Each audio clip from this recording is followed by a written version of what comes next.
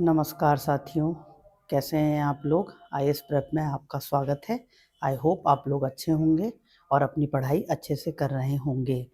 आज हम लेखपाल एग्ज़ाम के लिए कंप्यूटर का सिलेबस देखेंगे, जो कि यहाँ पर दिया गया है, जो आपके एग्ज़ाम में 15 मार्क्स का है, जिसमें आप कंप्यूटर, सूचना तकनीकी, इंटरनेट, वर्ल्ड वाइड वेब, जिसको हम इंफॉर्मेशन टेक्नोलॉजी भी कहते हैं, सूचना तकनीकी को, इसका परिचय और अनुप्रयोग। फिर आपको देखना है हार्डवेयर और सॉफ्टवेयर क्या होते हैं, फिर इनपुट और आउटपुट डिवाइस क्या होती है, इंटरनेट प्रोटोकॉल्स क्या होते हैं, आईपी एड्रेस क्या होते हैं, आईटी गैजेट, इनके बारे में भी पढ़ना है।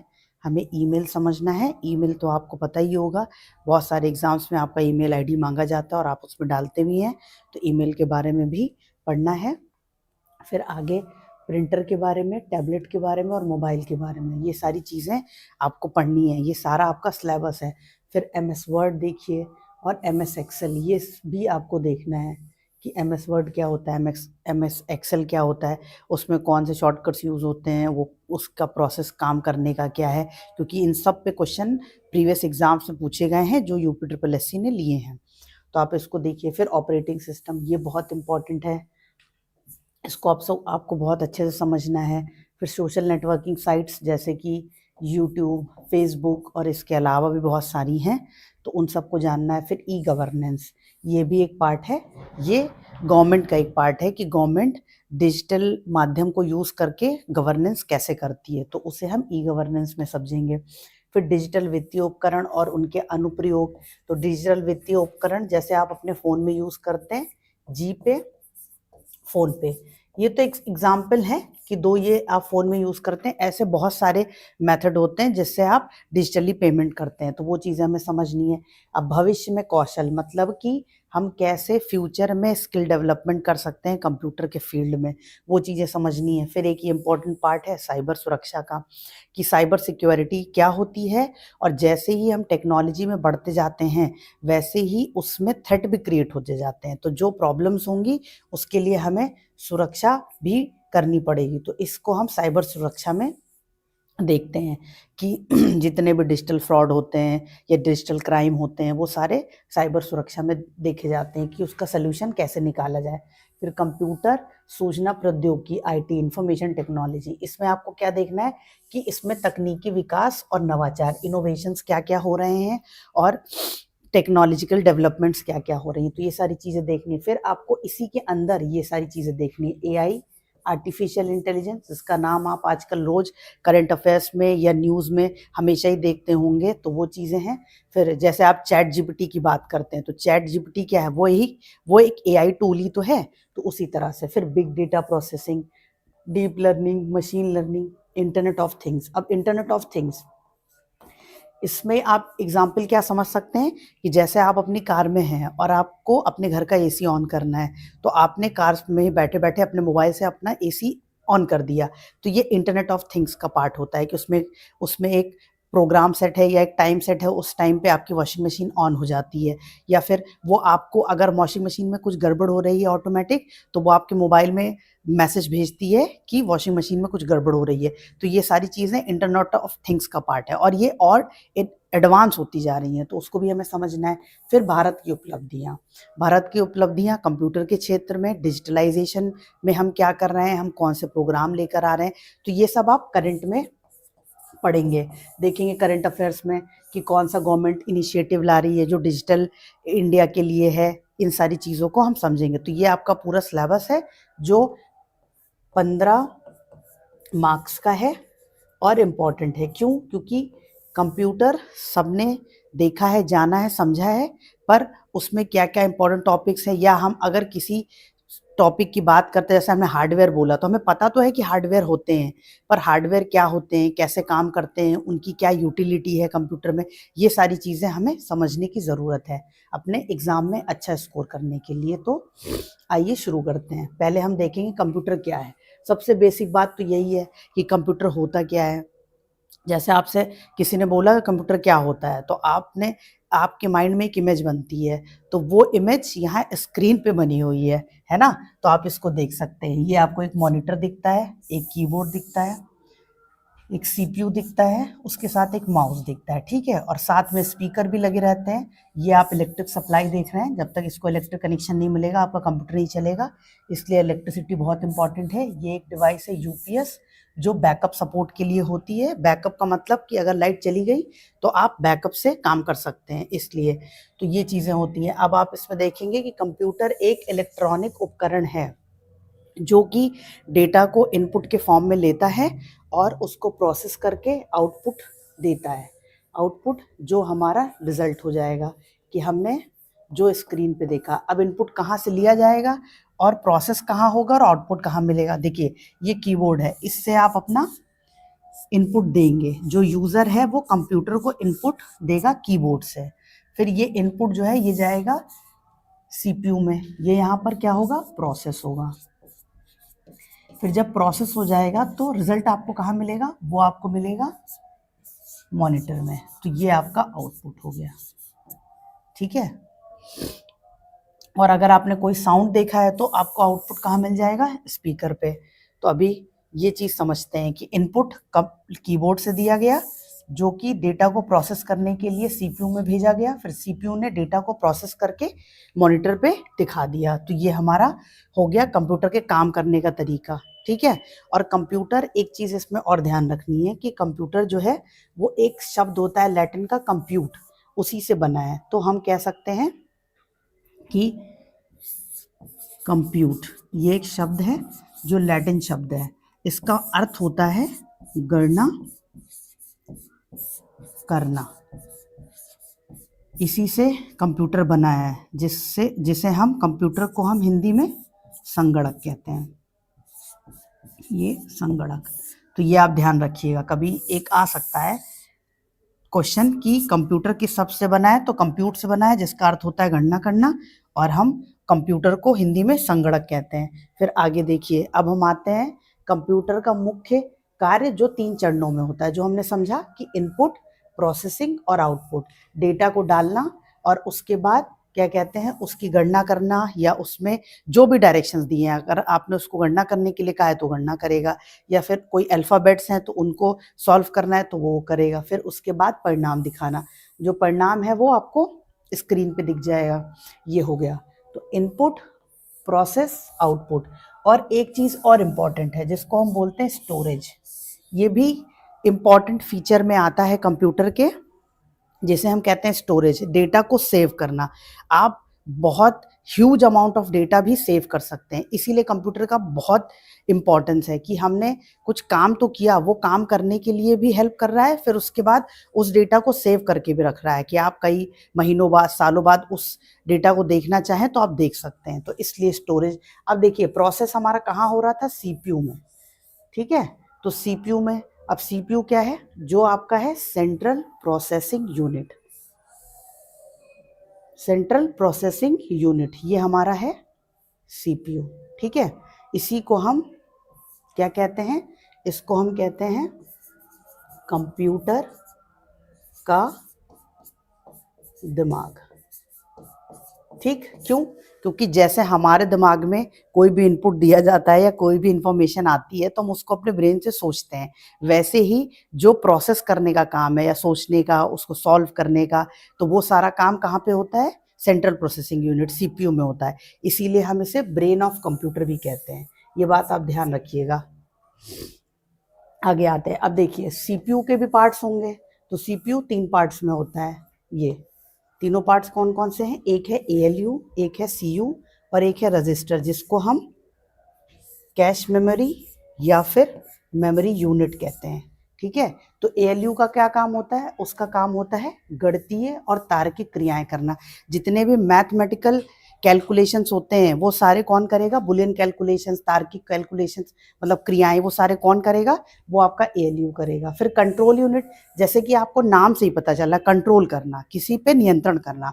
तो जितने भी डायरेक्शंस दिए जा रहे हैं उसको कंट्रोल करने का काम कौन कर रहा है, कंट्रोल यूनिट कर रहा है। फिर रजिस्टर, रजिस्टर का क्या मतलब होता है, रजिस्टर या कैश मेमोरी या फिर मेमोरी यूनिट, ये सारे क्या करेंगे, ये डेटा को सेव करेंगे। अब इसमें एक चीज़ आपको समझनी है, वो चीज़ ये है कि जो ये मेमोरी यूनिट है इसमें देखिए दो बातें लिखी हुई हैं, एक लिखा हुआ है अस्थायी डेटा, दूसरा लिखा हुआ है छोटा स्टोरेज। अस्थायी डेटा का मतलब क्या हुआ कि डेटा भी दो तरह के होते हैं, एक स्थायी एक अस्थायी। तो ये अस्थायी है, इसका मतलब यहाँ पे डेटा कुछ समय के लिए सेव होता है। अगर आप इसको परमानेंटली स्टोर नहीं करेंगे तो फिर ये आपको दोबारा नहीं मिलेगा। और स्टोरेज भी छोटा है, बस उतना कि आप जो काम कर रहे हैं उस समय के लिए वहाँ पे स्टोरेज अवेलेबल है। बाद में उस चीज़ को आपको कहीं पर परमानेंट स्टोरेज में सेव करना पड़ेगा, जैसे हार्ड ड्राइव्स में, एसएसडीज में, एचडी में, जिससे कि आपका वो इन्फॉर्मेशन हमेशा के लिए डेटा सेव रहे। तो ये चीज़ है। तो यहाँ पे ये आप ध्यान रखेंगे कि ये जो कैश मेमोरी होती है या मेमोरी यूनिट होता है, ये अस्थायी डेटा होता है और छोटा स्टोरेज होता है। इसमें ये पॉइंट बहुत इंपॉर्टेंट है।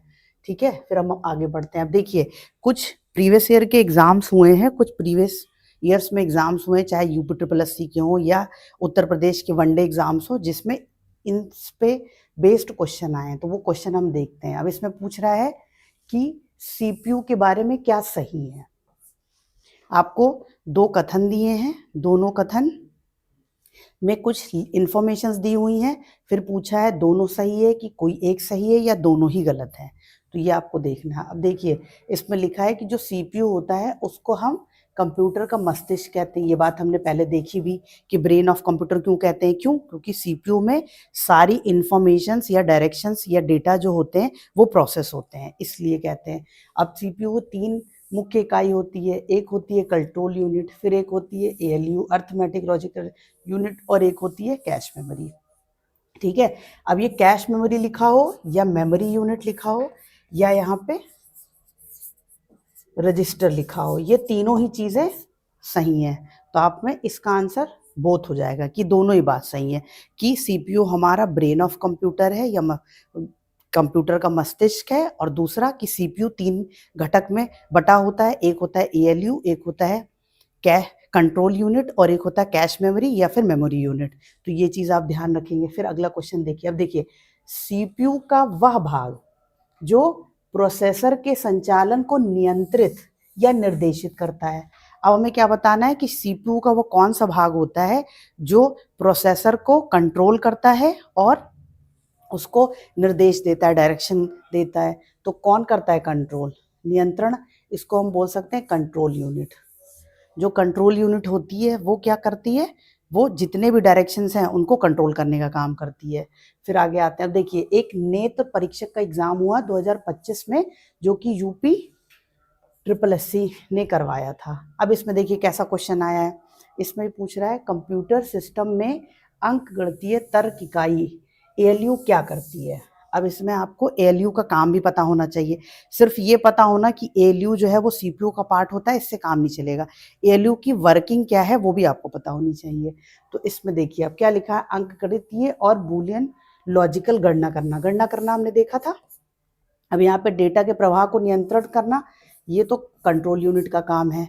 फिर मेमोरी आवंटन का प्रबंधन करना, ये इससे मतलब नहीं है। इनपुट आउटपुट डिवाइस को जोड़ना, ये भी नहीं है। तो इसमें कौन सा हो जाएगा कि गणना करना, ये आपका एलयू का काम हो गया। ठीक है, ऐसे ही क्वेश्चन इन टॉपिक्स पे बेस्ड आप आए हुए हैं, जो कि यहाँ पर इसीलिए लिए गए हैं कि आपको लगे कि हाँ इसे पढ़ने में हमारी कुछ रिलेवेंसी है, कि पता चल रहा है हम कुछ पढ़ते तो जा रहे हैं पर उसमें से कुछ आ नहीं रहा है एग्जाम में। तो ऐसा नहीं होना चाहिए, इसलिए यहाँ पर कुछ क्वेश्चन आपको दिखाए। देखिए एक होम्योपैथिक का एग्जाम हुआ, उसमें भी एएलयू के बारे में ही पूछ लिया। पूछ रहा है एएलयू जो है उसका कार्य क्या है। तो उसका कार्य क्या है, गणना और तार्किक क्रियाओं को करना। ठीक है, अब आंकड़ों का संग्रहण करना, संग्रहण से मतलब नहीं है, संग्रहण कहाँ पर होगा, वो मेमोरी में होगा।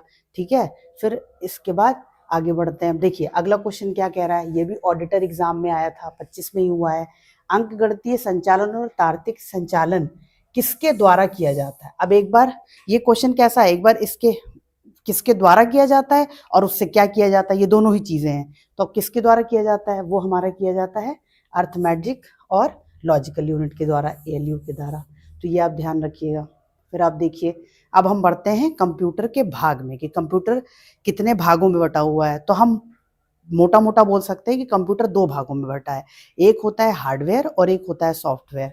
ठीक है, तो अब हम हार्डवेयर देखते हैं। अब जैसे हमने हार्डवेयर बोला तो आप क्या सोचते हैं कि हार्डवेयर तो एक ऐसे जो क्या कहते हैं, कुछ ऐसे डिवाइसेस होंगी या ऐसा सिस्टम होगा जो भौतिक भाग जिसमें हम देख या छू सकते हैं, मतलब कि कंप्यूटर की ऐसी डिवाइसेस जिन्हें आप छू सकते हैं, जिन्हें आप देख सकते हैं, तो आप उनको बोल देंगे कि ये हार्डवेयर्स हैं। जैसे कि आप बात करिए तो आप कह सकते हैं सीपीयू, कीबोर्ड, गेम पैड, ये मॉनिटर है, ये आप माउस देख रहे हैं, और यहाँ पे ग्राफिक टेबल है, और यहाँ पे स्पीकर है। ये सारे हमारे हार्डवेयर्स हैं, ये दिख भी रहे हैं और ये आपके सामने रखे होंगे तो आप इनको छू भी सकते हैं। तो हार्डवेयर का मोटा मोटा मतलब आप ये समझ के रखिए कि जिन्हें हम देख सकते हैं, जिन्हें हम छू सकते हैं, तो ये हमारे हार्डवेयर्स हो गए। अब सॉफ्टवेयर में आइए। अब ये दिखते तो हैं पर इनको छुआ नहीं जा सकता विजिबली, विजिबल है बट आप इनको छू नहीं सकते। अब ये क्या है, ये जो इनपुट के थ्रू डायरेक्शंस दिए जाते हैं कंप्यूटर को, इसी सॉफ्टवेयर जो होते हैं वो निर्देशों का समूह होते हैं जो कंप्यूटर को बताते हैं कि उसे क्या करना है और कैसे करना है और क्यों करना है। ये सारी चीज़ें हैं। तो जो आपने इनपुट के थ्रू डायरेक्शन दिया वो सॉफ्टवेयर के पास जाएगा, फिर सॉफ्टवेयर उससे कंप्यूटर को ये बताएगा कि भाई ये करना है, ऐसे ऐसे करना है, तो वो उस हिसाब से काम करेगा। तो ये क्या है, निर्देशों का वह समूह जो कंप्यूटर को बताता है कि क्या करना है। तो जैसे इसमें आप देखेंगे तो आप विंडोज़, MS ऑफिस, क्रोम, ये सारे आपने कंप्यूटर पे देखे होंगे। तो ये सारी चीज़ें जो हैं वो सॉफ्टवेयर में काउंट होती हैं। फिर आते हैं हम आगे। तो अब हमने देख लिया कि सॉफ्टवेयर क्या होता है, हार्डवेयर क्या होता है, फिर कंप्यूटर क्या है, फिर इनपुट डिवाइसेस, आउटपुट डिवाइसेस के बारे में भी अभी समझेंगे जो कि हार्डवेयर का पार्ट होती हैं। अब जो काम करने का तरीका होता है वो कैसा होता है कि डेटा लिया इनपुट के फॉर्म में, प्रोसेस कर दिया और उसके बाद हमें आउटपुट में रिजल्ट दे दिया। अब आपने गलत डेटा दिया तो गलत रिजल्ट मिलेगा, सही डेटा दिया तो सही रिजल्ट मिलेगा। ये सारी चीज़ें होंगी। अब देखते हैं कि अगर हम कंप्यूटर को इतने बड़े स्तर पे यूज़ कर रहे हैं तो उसका कोई कारण तो होगा। तो वो कारण ये है, वो कारण समझने की कोशिश करते हैं कि कंप्यूटर की क्या ऐसी विशेषताएं हैं जिसकी वजह से उसको इतना ज़्यादा यूज़ किया जाता है। सबसे पहले क्या है, स्पीड। अब स्पीड का क्या मतलब हुआ कि कंप्यूटर दौड़ता है? नहीं, स्पीड का मतलब ये हुआ कि जो कंप्यूटर है वो बहुत तेज़ी से काम करता है। आप लाखों की लाखों गणनाएँ कम समय में कर सकते हैं, बहुत कम समय में, मिलियंस, मतलब कि फ्रैक्शंस ऑफ सेकंड में आप लाखों गणनाएँ कर सकते हैं, जिसको करने में इंसानों को सालों लग जाएँगे और तब भी शायद उतनी एक्यूरेसी भी ना आए। तो अगला पॉइंट आप इससे ये समझ सकते हैं कि बहुत ज़्यादा एक्यूरेट भी होता है, एक्यूरेसी भी रहेगी कि अगर एक बार आपने कोई इन्फॉर्मेशन दी और उसका रिजल्ट जो आया, हर बार उस इन्फॉर्मेशन में वही रिजल्ट आएगा, बदलेगा नहीं। ये नहीं कि वैल्यू चेंज हो जाए या कुछ भी हो जाए। अगर आपको चेंज नहीं कर रहा है डायरेक्शंस तो हमेशा रिजल्ट सेम आएगा। फिर ऑटोमेटिक कैसे है कि हमने एक बार प्रोग्राम बना दिया, उसको चला दिया, अब वो अपने आप लूप पे चलता रहेगा, लगातार चलता रहेगा। उसको बार बार चलाने की ज़रूरत नहीं है कि एक बार काम पूरा हुआ फिर वो रुक गया फिर ऑन करिए, ऐसा नहीं। एक बार वो सेट हो गया तो फिर वो काम करता ही रहेगा। फिर लार्ज और परमानेंट स्टोरेज। अब देखिए, सबसे इम्पॉर्टेंट बात आपको यहाँ यही समझनी है कि ये चीज़ बहुत इम्पॉर्टेंट है कि लार्ज और परमानेंट स्टोरेज। लार्ज क्यों है? क्योंकि बहुत ज़्यादा डेटा आप स्टोर कर सकते हैं। बड़े बड़े आप हार्ड ड्राइव्स और ये सारी चीज़ें, स्टोरेज डिवाइसेस लाके उसमें आप डेटा बहुत ज़्यादा स्टोर कर सकते हैं, तो लार्ज हो गया। फिर स्थायी है, वो डेटा कैसा है, परमानेंट स्टोरेज के फॉर्म में है कि हमने एक बार स्टोर कर दिया, अब हम 2 साल बाद देखें, 10 साल बाद देखें, वो डेटा वहाँ पर वैसा का वैसा ही आपको मिलेगा। अगर आप उसको डिलीट नहीं करते हैं तो हमेशा वो वहाँ पर रहेगा। फिर वर्सेटैलिटी की बात कर रहा है, विविधता। विविधता का मतलब क्या हो गया कि आप कंप्यूटर को कई तरीके से यूज़ कर सकते हैं। जैसे आजकल आपने देखा होगा कुछ कंप्यूटर्स ऐसे हैं जिनकी स्क्रीन टच स्क्रीन होती है, तो अब वो कैसे हो गए, वो टच स्क्रीन टैबलेट की तरह भी बिहेव कर रहे हैं कि हमने सिर्फ उसकी स्क्रीन को ही टच करके काम कर लिया और एक साथ आप उसको कई काम भी दे सकते हैं। तो इसलिए मल्टीटास्कर भी है कंप्यूटर कि हम एक साथ उसमें 5-6 प्रोग्राम रन करा दें, वो सारे के सारे चलते रहेंगे एक साथ। जो हमें काम है वो स्क्रीन पर देखेंगे, बाकी पीछे काम होते रहेंगे, काम चलते रहेंगे, तो वो चीज़ हो गई। फिर आइए अब देखिए, इसमें क्या लिखा हुआ है, पुनरावृत्ति, रिपीटिशन। अब कैसे कि एक बार हमने कोई प्रोग्राम सेट कर दिया, वो काम हो रहा है, अब वो बार बार अपने आप होता रहेगा, बार बार करता रहेगा। उसको बार बार आपको इंस्ट्रक्शंस बार बार नहीं देने हैं, एक बार देने के बाद वो काम अपने आप करता रहेगा। इसीलिए कहते हैं, आप इस फुर्ती में आप देख सकते हैं कि बहुत तेज काम करता है, बहुत ज़्यादा कम समय में बहुत ज़्यादा काम करता है। फिर सिक्रेसी, ये बहुत इंपॉर्टेंट पॉइंट है। देखिए, गोपनीयता, ये भी तो एक ज़रूरी है। मान लीजिए हमने बहुत ज़्यादा इंपॉर्टेंट डेटा कहीं सेव कर दिया और वो सीक्रेट ही नहीं है, तो वो इन्फॉर्मेशन लीक हो सकती है। इस वजह से आप क्या करेंगे, आप एक पासवर्ड क्रिएट कर देंगे। अब ये पासवर्ड जिसको पता होगा वही वो फाइल ओपन कर सकता है, उसके अलावा कोई भी वो फाइल ओपन नहीं कर सकता। इसलिए ये सिक्रेसी को बहुत अच्छे तरीके से मेंटेन करता है। अब देखिए, यूनिफॉर्मिटी ऑफ वर्क, कार्य में एक रूपता, मतलब इसका क्या हुआ कि जैसे आपने कोई भी इंफॉर्मेशन उसको दी और उस पे जो रिजल्ट आया वो इंफॉर्मेशन आप बार बार देंगे तो सेम रिजल्ट आएगा, फिर आप देंगे फिर सेम रिजल्ट आएगा, 10 दिन बाद देंगे तो भी सेम रिजल्ट आएगा, 100 दिन बाद देंगे तो भी सेम रिजल्ट आएगा। तो यूनिफॉर्मिटी है कि एक बार एक प्रोग्राम पे जो रिजल्ट आता है वो हमेशा उस प्रोग्राम पे वही रिजल्ट आता है, अगर आप इंफॉर्मेशन को बदलते नहीं है तो ये चीज़ है। अब रिलायबिलिटी, ये सबसे इंपॉर्टेंट है कि रिलायबल, क्योंकि देखिए ये सारी इसमें विशेषताएं हैं, इसीलिए रिलायबल है कि आपका डेटा सेव भी रखेगा, आपका डेटा लंबे समय तक भी रहेगा, उस पर आप पासवर्ड भी लगा सकते हैं। वो काम जो है, एक बार आपने उसको इन्फॉर्मेशन दे दी, सेम इन्फॉर्मेशन पे वो मल्टीपल टाइम्स काम करता चला जाएगा, तो इसलिए इसकी रिलायबिलिटी बढ़ती चली गई, विश्वसनीयता बहुत ज़्यादा है। ठीक है। अब देखिए, कंप्यूटर की कुछ लिमिटेशंस भी होंगी। देखिए, ऐसा नहीं है कि कोई भी डिवाइस आपने बनाई है तो उसमें कुछ प्रॉब्लम्स नहीं होंगी, सब कुछ अच्छा ही अच्छा होगा। तो कुछ जो सीमाएं हैं वो भी हम समझते हैं, और समय के साथ इन सीमाओं पर काम किया जा रहा है। जैसे जैसे एडवांस टेक्नोलॉजीज आ रही हैं, वो कंप्यूटर की प्रॉब्लम्स को सॉल्व करने की भी कोशिश कर रही हैं। तो हम देखते हैं क्या कमी है, बुद्धिमत्ता की कमी है, लैक ऑफ इंटेलिजेंस। ऐसा क्यों कह रहे हैं कि उस पॉइंट पे सपोज करिए कि आपने कोई इन्फॉर्मेशन रॉन्ग दे दी है, तो वो ये नहीं सोच सकता है कि इन्फॉर्मेशन रॉन्ग है, वो जो इन्फॉर्मेशन दी गई है उस पर वो रिजल्ट दे देगा, तो वो दिमाग अपना नहीं लगाता है, वो जो एक सिस्टम है उस तरह से काम करता चला जाएगा। फिर देखिए, भावनाओं का अभाव, तो ये तो है ही, क्योंकि उसमें वो मनुष्य तो है नहीं, तो उसमें हृदय है नहीं, तो इसलिए भावनाओं का अभाव है, तो वो फीलिंग्स को नहीं समझ सकता है, वो सिर्फ कमांड्स को, डायरेक्शंस को और डेटा को ही समझता है। तो वो ये चीज़ हो गई। फिर निर्णय लेने की क्षमता नहीं। ऐसे तो लगता है अरे हमने कमांड दिया, आंसर आ गया, निर्णय तो ले ही रहा है, पर जब हम उसको कोई कमांड दे रहे हैं तभी वो काम कर रहा है। जैसे आपने कुछ निर्देश दिए या कुछ डेटा उसको दिया कि ये काम करो, तो ही वो काम करता है, तो वो खुद नहीं डिसीजन ले सकता है, उसको यूजर के थ्रू कुछ कमांड्स दिए जाते हैं, इसलिए। फिर मनुष्य पर निर्भरता, ह्यूमन डिपेंडेंसी तो है ही। अगर कोई यूज़र नहीं होगा तो कंप्यूटर कैसे काम करेगा, कोई तो होगा जो उसको डेटा देगा या इन्फॉर्मेशंस देगा या कोई भी चीज़ें देगा जिसको उसको प्रोसेस करना है, तो इसलिए ह्यूमन पर डिपेंडेंसी है। फिर वायरस और सुरक्षा खतरे हैं। अब ये चीज़ इंपॉर्टेंट है कि वायरस क्या होता है, ये भी आपको फर्दर क्लासेस में अच्छे से समझाया जाए कि वायरस क्या होता है। पर वायरस वो ऐसे मालवेयर्स होते हैं जो क्या करते हैं, वो सिस्टम को हैंग कर देते हैं, उनका रिजल्ट चेंज कर देते हैं, तो ये सारी चीज़ें होती हैं। तो अगर ऐसा है तो इससे इससे क्या होगा, इससे आपका जो कंप्यूटर का सुरक्षा है वो डैमेज हो गई। मतलब कि हमने, अगर आपने कोई इन्फॉर्मेशन अपने कंप्यूटर में सेव करी हो, इसमें कोई वायरस आ गया, तो वो इन्फॉर्मेशन को मिसलीड कर सकता है, उसको डिलीट कर सकता है, उसको चेंज कर सकता है। तो ये सारी चीज़ें हैं, तो इस पे आपको ध्यान देने की ज़रूरत है। इसीलिए हमने सिलेबस में एक टॉपिक देखा था, साइबर सिक्योरिटी, वो इन्हीं सब चीज़ों को सॉल्व करने के लिए बनाया जा रहा है। अब हैंग कर सकता है, तकनीक की समस्या, ये तो है ही। आप अपना फ़ोन भी देखते होंगे, कभी कभार हैंग कर जाता है, जो स्क्रीन पर रुक गया वहीं पर रुका हुआ है। तो ये सारी चीज़ें कैसी है, अब कंप्यूटर में क्या होता है, जब कंप्यूटर बहुत ज़्यादा ओवर हीट हो गया तो वो हैंग कर जाता है। तो ये सारी समस्याएं हैं जो हमें भविष्य में सॉल्व करनी है, धीरे धीरे धीरे इन पर काम हो रहे हैं। और इन काम से अब देखिए बहुत कम फ़ोन हैंग होते हैं, बहुत कम लैपटॉप हैंग होते हैं, तो ये सारी चीज़ें हैं। फिर देखिए, समान बोध की कमी, इसमें क्या है, lack of common sense. Common sense जो है वो इसके पास नहीं है, इसके पास सिर्फ एक काम करने का तरीका है जिसमें वो डेटा लेगा, उसको प्रोसेस करेगा और आपको आउटपुट देगा। अब डेटा आपने कैसा दिया है, क्या दिया है, इससे उसको मतलब नहीं है, वो आपको ये करेक्शन करने के लिए नहीं बोलेगा कि ये डेटा रॉन्ग है। तो इसलिए फिर अब देखिए, बिजली पर निर्भरता, ये भी एक बड़ी प्रॉब्लम है कि बहुत ज़्यादा इलेक्ट्रिसिटी का कंजम्पशन बढ़ता जा रहा है। अगर आपके पास इलेक्ट्रिसिटी नहीं है या इस एरिया में जहाँ इलेक्ट्रिसिटी की सप्लाई नहीं है, तो वहाँ पे कंप्यूटर का कोई मतलब ही नहीं है, कोई यूज़ ही नहीं कर पाएगा।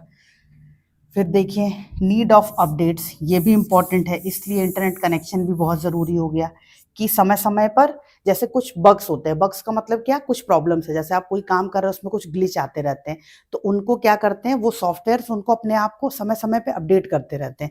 तो आप ये सारी चीज़ें अपने फ़ोन में ज़्यादातर देखते होंगे कि अपडेट आ गया, तो हम उस एप्लीकेशन को अपडेट करते हैं। तो अपडेट क्यों करते हैं कि जो उसमें प्रॉब्लम हो रही थी उसको सॉल्व करके उसको थोड़ा सा अपडेटेड वर्जन में लाया गया है, तो हम उस तरह से यूज़ करते हैं। तो ये आपको करना ही पड़ेगा। ये सारी चीज़ें प्रॉब्लम है जो धीरे धीरे सॉल्व करने की कोशिश की जा रही है भविष्य में। अब देखिए कंप्यूटर के अनुप्रयोग हम देख सकते हैं, एप्लीकेशंस, ये सबसे इंपॉर्टेंट पार्ट इसलिए है क्योंकि कंप्यूटर यूज ही क्यों कर रहे हैं, अगर उसका कुछ एप्लीकेशन पार्ट नहीं होगा तो उसका क्या मतलब है। ये है उसके एप्लीकेशन। अब देखिए डेटा प्रोसेसिंग, ये हम इतनी देर से पढ़ रहे हैं कि डेटा लिया, उसको प्रोसेस किया और रिजल्ट दे दिया। तो आपने लाखों में, मिलियंस ऑफ टन में डेटा आप देते जाइए, उसको प्रोसेस करके आपको उसका रिजल्ट देता जाएगा। फिर सबसे इंपॉर्टेंट चीज़ ये है, देखिए एजुकेशन में, व्यापार में, बैंकिंग में, ये सारी ऐसे फील्ड्स हैं जहाँ पे आज के टाइम में आप सब लोग कंप्यूटर का यूज़ होते देखते होंगे। जैसे एजुकेशन में हम क्या कर रहे हैं, ई लर्निंग। ई लर्निंग का मतलब क्या होगा, इलेक्ट्रॉनिक लर्निंग। फिर आप देखेंगे डिजिटल लाइब्रेरीज बनी हुई, बहुत सारे बुक्स जो हैं वो आजकल गूगल पे अपलोडेड हैं, ऑनलाइन अपलोडेड है। आप उन साइट्स पे जाते हैं, वहाँ से बुक डाउनलोड कर लेते हैं और रीड कर लेते हैं। आपको उनको परचेज करने की जरूरत नहीं है, आप ऑनलाइन भी उनको पढ़ सकते हैं। तो ये चीज़ हो गई। फिर व्यापार में देखिए अकाउंटिंग, सारा काम अकाउंटिंग का, टैली वैली, ये सारे जो सॉफ्टवेयर है ये क्या करते हैं, अकाउंटिंग का काम करते हैं। फिर आप देखते हैं ई कॉमर्स, ई कॉमर्स जैसे कि अमेजोन हो गया, फ्लिपकार्ट हो गया, ये ई कॉमर्स कंपनियां बोली जाती हैं। क्यों बोली जाती है, क्यों, क्योंकि ये आपके ये सॉफ्टवेयर के फॉर्म में, आपने इनका सॉफ्टवेयर डाउनलोड किया, फिर आपने अमेजोन ओपन किया, वहां से कोई भी सामान परचेज किया, तो ये सारी चीज़ें जो है वो व्यापार में आ गई। फिर बैंकिंग में देखिए ऑनलाइन बैंकिंग, अब क्या होता है, ऑनलाइन पेमेंट हो जाती है।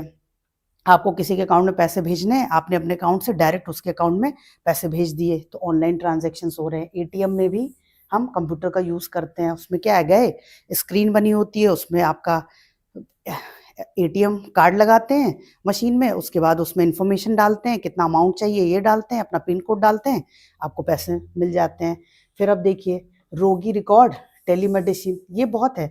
ये देखिए ये फ्यूचर है मेडिसिन का, टेलीमेडिसिन, कि डॉक्टर से बात करनी है, आप बहुत दूर रहते हैं किसी गांव में, और मान लीजिए शहर का डॉक्टर है, अब आप उससे क्या करेंगे, आप वहां से आना जाना मुश्किल है, आपने उनको वीडियो कॉल किया, और वीडियो कॉल पे आके उन्होंने आपको देखा, आपकी प्रॉब्लम समझी और आपको दवा बता दी, आपने दवा ले ली। इस तरह से अब रोगी रिकॉर्ड, अब क्या हो गया, सारे डॉक्टर्स के पास एक सिस्टम होता है, लैपटॉप, उसमें वो सारे उनके जितने भी पेशेंट्स हैं उनका डेटा उसमें ही रखते हैं। जैसे आपने बताया कि मेरा ये नाम है, हमने आपको मई में, जून में जब भी दिखाया था, तो वो क्या करेंगे, सीधे आपका नाम डालेंगे, आपकी सारी इन्फॉर्मेशन खुल के आ जाएगी कि अब तक आपको कौन कौन सी दवा दी गई है, आपको क्या क्या प्रॉब्लम्स थी, आपका क्या क्या टेस्ट हुए। तो ये सारी चीज़ें हैं। अब देखिए विज्ञान में अनुसंधान, रिसर्च एंड डेवलपमेंट, जैसे हम बोलते हैं इंफॉर्मेशन टेक्नोलॉजी, तो इन सब पे काम करना। अब एआई, जो आर्टिफिशियल इंटेलिजेंस है, इसको बना तो हम साइंटिफिकली ही रहे ना, तो साइंस में ये सारी चीज़ों पे काम चल रहा है, बिग डेटा पे काम चल रहा है। तो ये सारी चीज़ें हैं। अब देखिए संचार, जैसे कि आपको इन्फॉर्मेशन भेजनी है, तो पहले क्या करना पड़ता था पुराने ज़माने में, कि एक चिट्ठी लिखी, फिर वो एक आदमी लेके जा रहा पोस्टमैन, फिर वो 15 दिन बाद पहुंच रही। अब क्या है, आपने ईमेल लिखा और क्लिक किया, वो सेकंडों में जहाँ पर आपको भेजना है पहुंच गया। फिर सोशल मीडिया में कोई फ़ोटो भेजनी है, कोई पीडीएफ्स भेजने हैं, कोई भी चीज़ भेजनी है, वो आप सेकंड में ही भेज सकते हैं अगर आपके पास इंटरनेट कनेक्शन है। फिर मनोरंजन में देखिए आप गेमिंग, आजकल कितने बड़े बड़े गेम्स, ह्यूज डेटाबेस के आप कंप्यूटर पे खेल सकते हैं, तो ये सारी चीज़ें हैं। फिर ओटीटी प्लेटफॉर्म्स, म्यूज़िक, ये सारी चीज़ें। ओटीटी प्लेटफॉर्म्स, जैसे आपने नाम सुना होगा कि जियो के ओटीटी प्लेटफॉर्म्स हैं, तो हॉटस्टार, ये भी एक ओटीटी प्लेटफॉर्म है। वहाँ पे क्या है, वहाँ पे बहुत सारे वो क्या कहते हैं, मूवीज़, सीरीज़, ये सारी चीज़ें वहाँ पड़ी हुई हैं। हमारे पास बस इंटरनेट कनेक्शन होना चाहिए और वो एप्लीकेशन होनी चाहिए, वहाँ गए और देख लिया जो भी देखना है। फिर परिवहन, अब देखिए टिकट बुकिंग, अब आप घर बैठे टिकट बुक कर सकते हैं। मोबाइल में आपने IRCTC की एप्लीकेशन खोली, वहाँ पर आप गए, आपने ट्रेन सर्च करी और ट्रेन का टिकट बुक कर लिया। ऐसे आप प्लेन का टिकट बुक कर सकते हैं। और जीपीएस, ये तो बहुत ही इंपॉर्टेंट है, ये तो हर आदमी यूज़ करता है अपने फ़ोन में, कि जीपीएस के थ्रू आपको कहीं भी जाना है, उस जगह का नाम आपने डाला गूगल मैप्स में, तो वहाँ का डायरेक्शन आपको पता चल जाएगा। आपने उसको स्टार्ट कर लिया और नेविगेशन के थ्रू आप वहाँ पहुँच गए। तो ये चीज़ हो गया। अब उद्योग में देखिए रोबोटिक्स, ऑटोमेशन। अब क्या हो रहा है कि जैसे आप अगर ऑटोमोबाइल सेक्टर की बात करिए, जहाँ पे कार बनाई जाती है, तो कार क्या हो रही है, अब उनको पेंट करना है तो उसके लिए रोबोट लगा हुआ है। कार मैन्युफैक्चरिंग का बॉडी आ गया कार का, फिर उसको पेंट कर दिया रोबोट ने। तो ये सारी चीज़ें हो रही हैं। फिर सरकार, अब देखिए, और इस पे हमने बात भी करी, ई गवर्नेंस, ये आपके सिलेबस में लिखा हुआ है कि ई गवर्नेंस क्या होता है। तो जो सरकार गवर्नेंस करती है इलेक्ट्रॉनिक मीडियम के थ्रू, उसे हम ई गवर्नेंस बोल देंगे। फिर डिजिटल सेवाएं, जैसे डायरेक्ट बेनिफिट ट्रांसफर, आपने देखा होगा मनरेगा में डीबीटी होता है, डायरेक्ट बेनिफिट ट्रांसफर, कि जो पैसा है वो डायरेक्ट जो मजदूर है उसके अकाउंट में आ जाता है। अब वो बीच में किसी को नहीं जाता है, मजदूर का एक बैंक अकाउंट होता है, सीधे उसमें ही पैसा आ जाता है। तो ये चीज़ हो गई, ठीक है। ये सारे जो हैं ये एप्लीकेशंस है, और इन्हीं एप्लीकेशंस की वजह से कंप्यूटर की जो यूजेबिलिटी है वो बढ़ती ही जा रही है। क्योंकि आप देखिए कोई ऐसा सेक्टर नहीं है जहाँ पर कंप्यूटर का इस्तेमाल ना हो रहा हो, ठीक है। अब आगे बढ़ते हैं। देखिए अब इससे प्रभाव क्या पड़ रहा है, हम क्यों कंप्यूटरीकृत होते जा रहे हैं, हर चीज़ को हम डिजिटलाइज या कंप्यूटराइज क्यों कर रहे हैं। तो उसका कारण क्या है, समय की बचत हो रही है। अब आपको कोई भी इंफॉर्मेशन कहीं भेजनी है, कोई फोटो भेजनी है, कोई डेटा भेजना है, आपने व्हाट्सएप के थ्रू, आपने ईमेल के थ्रू भेजा, वो सेकंड्स में ही पहुंच गया, डिलीवर हो गया। फिर त्रुटि रहित कार्य है। अगर आपने इंफॉर्मेशन गलत नहीं दी है, देखिए इसमें ये चीज़ ध्यान रखिए कि जैसे वो बोल दे कि हमने डेटा ही गलत दिया, जब डेटा ही गलत दिया तो रिजल्ट गलत आएगा ही। इसलिए त्रुटि रहित है, क्यों, क्योंकि हमने जो इन्फॉर्मेशन दी है उसका रिजल्ट वो बदलेगा नहीं। अगर वो गलत इन्फॉर्मेशन है तो गलत रिजल्ट आ रहा है और बार बार वही रिजल्ट आएगा। तो ये चीज़ आपको ध्यान रखनी है। फिर कार्य की गुणवत्ता, ये भी आपको ध्यान रखिए कि क्वालिटी ऑफ वर्क जो है वो बहुत इन्हेंस होता जाता है।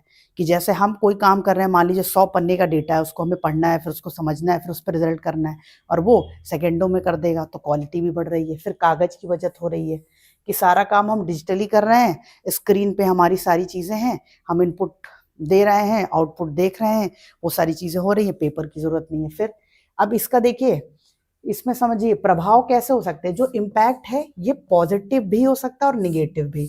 तो कुछ निगेटिव भी इम्पैक्ट्स होंगे, जैसे बेरोजगारी, कि जैसे जैसे कंप्यूटर आता जाएगा वैसे वैसे जो स्किल्ड लेबर हैं वो तो जॉब पाएंगे क्योंकि उन्होंने कंप्यूटर सीखा हुआ है। जो अनस्किल्ड हैं, जिन्हें कंप्यूटर नहीं आता है, उनको अनएम्प्लॉयमेंट फेस करनी पड़ेगी। फिर एक प्रॉब्लम हो रही है डिजिटल डिवाइड की, जो कि भारत जैसे देश में बहुत बड़े स्तर पे है। क्यों, क्योंकि यहाँ पे गरीबी है, जो लोग गांव में रहते हैं वहाँ इंटरनेट की सुविधा नहीं है। अगर इंटरनेट की सुविधा है तो सबके पास लैपटॉप्स नहीं है, सबके पास कंप्यूटर नहीं है। तो ये सारी चीज़ें हैं, ये कुछ पॉजिटिव इम्पैक्ट्स हैं और ये निगेटिव, ठीक है। तो आज की पूरी क्लास में आपने ये समझा कि जो भी चीज़ें कंप्यूटर से रिलेटेड हैं वो हमें कैसे कैसे क्या क्या पढ़नी है। और कुछ चीज़ें हमने बात करी कि कंप्यूटर क्या होता है, कंप्यूटर के मुख्य घटक घटक क्या होते हैं, उसके बाद सीपीयू क्या होता है, सीपीयू के पार्ट्स क्या क्या हैं, फिर उससे रिलेटेड कुछ प्रीवियस ईयर के क्वेश्चन भी देखे गए, इसलिए क्योंकि आपको समझ में आए कि कैसे हमें पढ़ना है और क्या चीज़ें इंपॉर्टेंट हैं। फिर कंप्यूटर की यूटिलिटी क्या है, उसके उपयोग क्या हैं, उसमें क्या क्या अभी त्रुटियां हैं जिस पे काम करने की ज़रूरत है, भविष्य में उनकी एप्लीकेशंस क्या क्या होंगी। तो ये सारी चीज़ें हमने समझी हैं। अब इसके आगे का कंप्यूटर का टॉपिक हम नेक्स्ट क्लास में देखेंगे। मिलते हैं अगली क्लास में। Thank you.